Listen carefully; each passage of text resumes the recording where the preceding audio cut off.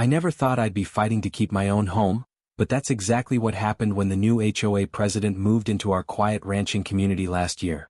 This is the story of how one entitled woman nearly cost me everything, and how justice finally prevailed. Before watching full story, comment below from where you watching. Also like and subscribe for more stories. My name is Jack Miller. After serving 22 years in the military, I finally retired and used my life savings to buy a modest 5-acre ranch on the outskirts of Pinewood Valley. It wasn't fancy, just a simple 3-bedroom house with a barn and enough land for my 3 horses and a small vegetable garden. For me it was perfect. After years of moving from base to base, I finally had a place to call my own. Pinewood Valley Estates was a small community of about 30 ranch-style homes, each sitting on at least 3 acres of land. We had a basic HOA that mainly handled road maintenance and made sure no one was doing anything crazy that would bring down property values. The annual fees were reasonable and the rules were minimal, just the way I liked it. For the first 3 years, life was peaceful.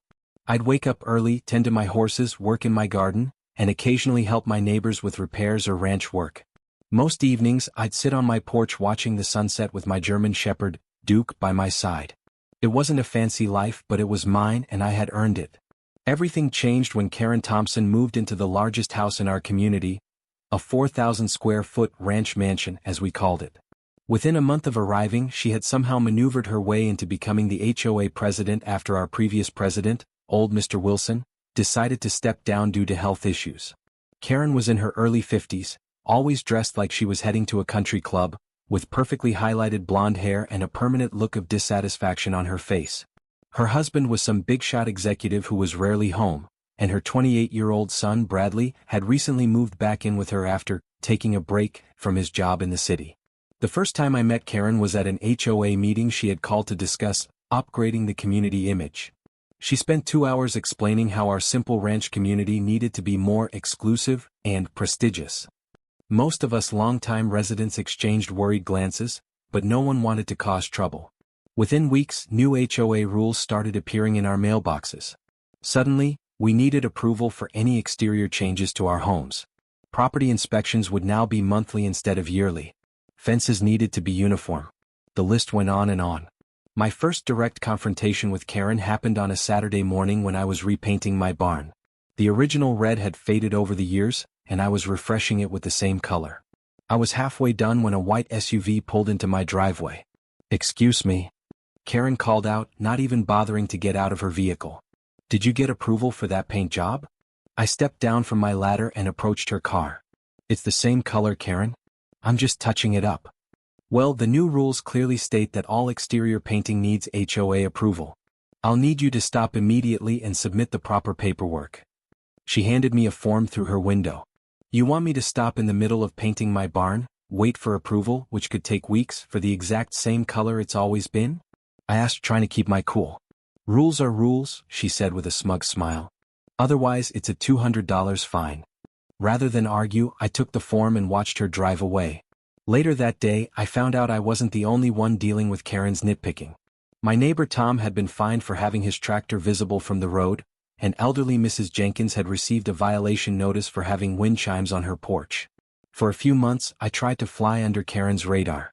I submitted the ridiculous form for my barn and eventually got approval. I made sure everything on my property was in compliance with the ever-growing list of HOA rules. But it seemed like Karen had taken a special interest in finding problems with my ranch. One evening, as I was bringing my horses in for the night, Karen and her son Bradley pulled up in their SUV.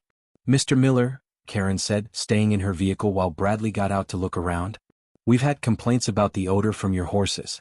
It's becoming a nuisance to the community." I was stunned. My nearest neighbor was a quarter-mile away, and I was meticulous about keeping the barn and paddock areas clean. "That's impossible, Karen." "Who complained?" "I'm not at liberty to say," she replied. "But as HOA president, I'm informing you that you need to address this issue immediately." Bradley was walking around my property looking at everything with a critical eye. "Mom, check out this view of the mountains. It's even better than you said." Karen ignored my question about who had complained and instead started listing off potential solutions.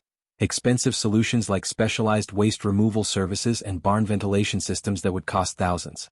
As they were leaving, I overheard Bradley say, "This place would be perfect, Mom. When do you think we can make it happen?" I didn't think much of it at the time, but I should have. The letter. 2 weeks later, I received a certified letter from an attorney representing the Pinewood Valley Estates HOA. The letter claimed that my property was in violation of multiple HOA bylaws, including excessive animal waste, improper agricultural use of residential property, and unauthorized structures, referring to a small shelter I had built for the horses in their paddock. The letter demanded that I either remedy these violations within 30 days, or vacate the property and sell to an approved buyer. It also mentioned potential legal action if I failed to comply. I was furious. None of these so-called violations were valid, and the HOA had no authority to force me to sell my property. I immediately called the attorney's office and left a message demanding clarification. Then I started calling my neighbors to see if anyone else had received similar letters. No one had. It seemed I was being singled out. My neighbor Tom, who had lived in the community for nearly 20 years, invited me over for dinner that evening. His wife Martha had been friends with Karen's cousin for years, and she had some interesting information. "Jack, we think we know what's going on," Martha said as we sat around their dining table. "Karen's son Bradley lost his job in the city because of some scandal, gambling debts or something. He's broke, and Karen has been talking about setting him up with a ranch of his own to get back on his feet." Tom nodded. "Martha's right. Karen's been asking around about which properties in the community would be suitable for a young man starting out in ranching. And your place is the most affordable with the best setup for horses." Everything suddenly made sense. The targeted harassment, the false violations, the legal threats. Karen was trying to force me out so her deadbeat son could have my ranch. "But she can't just make me sell my home," I said. "No, but she can make your life so miserable that you might want to leave," Tom replied. "She's done it before in their previous neighborhood." Martha's cousin said she forced an elderly couple out using HOA violations until they couldn't take it anymore. I wasn't about to let that happen to me. Not after everything I'd worked for. The next day I started my counterattack. First, I called a few other military veterans I knew who lived in the area and explained the situation. Within hours, I had a team of 5 friends helping me document everything. We took photos and videos of my entire property, showing that it was well maintained and free of violations. I collected statements from all my immediate neighbors confirming they had never experienced any odor or nuisance from my horses. I even hired a professional property inspector to verify that everything was up to code. Then I started researching Karen and the HOA. I discovered that many of the new rules had never been properly voted on by the community as required in our HOA bylaws. Karen had simply been sending out updated guidelines without following proper procedures. I also learned that the attorney who sent me the letter was not the HOA's regular attorney. He was a personal friend of Karen's husband. A clear conflict of interest. But my most valuable discovery came from old Mr. Wilson, our former HOA president. When I visited him to explain what was happening, he revealed that he still had all the HOA financial records from his time as president. "I never fully handed everything over because Karen seemed in such a rush," he explained. "Take a look at these account statements." The documents showed that since Karen had taken over, there had been several unusual withdrawals from the HOA account, money being paid to consulting services, and property management companies that we'd never used before. Companies that, with a quick search, I discovered were registered to Bradley Thompson. Armed with evidence, I called for an emergency HOA meeting. I posted notices throughout the neighborhood and sent emails to every resident. Karen tried to block it, claiming I had no authority to call a meeting, but our bylaws clearly stated that any member could call an emergency meeting with support from at least 5 other homeowners. The night of the meeting, nearly every homeowner in Pinewood Valley Estates showed up at our community center. Karen arrived late, looking flustered. "This meeting is unauthorized," she announced as she walked in. "As HOA president, Actually, Karen," I interrupted, standing up with a folder of documents, "this meeting is completely authorized according to Section 5 of our bylaws. And we have some important business to discuss." For the next hour, I presented everything I had discovered, the targeted harassment, the invalid rule changes, the financial irregularities, and finally, her plan to force me out so her son could take my property. The room was silent when I finished. Then, one by one, other homeowners stood up to share their own stories of Karen's abuse of power. The elderly couple who had been fined for having grandchildren visit too often. The family who had been harassed about their holiday decorations. The veteran who had been told his flag display violated HOA rules. Karen's face had gone from confident to panicked. "These are all lies. I've only been trying to improve our community and protect property values." Is it a lie that your son Bradley has received over $15,000 from the HOA account for consulting services that none of us approved? I asked, holding up the bank statements. She had no response. By the end of the meeting, the community voted 28-1 to remove Karen as HOA president immediately. They also voted to restore all the original rules and to have the HOA's finances audited by an independent accountant.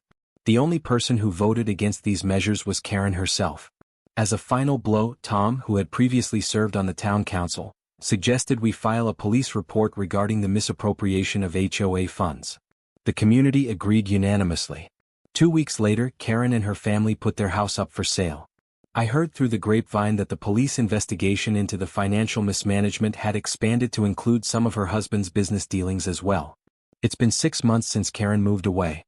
Our community elected Mrs. Jenkins, the sweet elderly lady who had been fined for wind chimes, as our new HOA president. The first thing she did was organize a community barbecue at my ranch to celebrate good neighbors and simple living. As I watched my neighbors laughing and enjoying themselves on the property that Karen had tried to take from me, I couldn't help but feel grateful. Not just for keeping my home but for discovering what a strong community we really had. The best part? Karen's mansion was purchased by a lovely family with 3 young children who are learning to ride horses, on my ranch, where I now offer weekend lessons to neighborhood kids. Sometimes justice does prevail, and sometimes it comes with the sweet sound of wind chimes and children's laughter. And as for Bradley's ranching dreams? Last I heard he was working at a car wash in the city. Some people have to earn their dreams the hard way, just like I did.